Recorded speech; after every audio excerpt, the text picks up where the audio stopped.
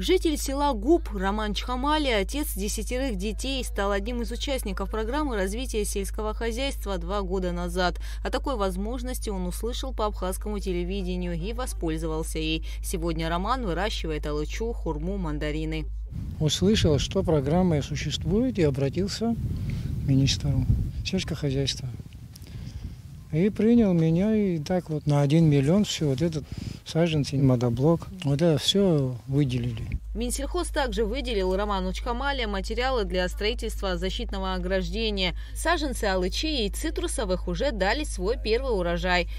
В общем, 1000 корней мандарина, и плюс там алыча и хурма, все общее 1000 корней. Спасибо, что кто создал эту программу, что помогают сельчанам. Государственная целевая программа развития сельского хозяйства действует в республике с 2021 года. За это время ее участниками стали десятки жителей Абхазии. Основные задачи программы – финансовое содействие в развитии крестьянских хозяйств, обеспечение мероприятий в отношении карантинных и особо опасных болезней растений и сельскохозяйственных культур, создание и развитие технической базы по производству и переработке сельскохозяйственной продукции. Гугут Савардания, Камила Джопо, Абхазское телевидение.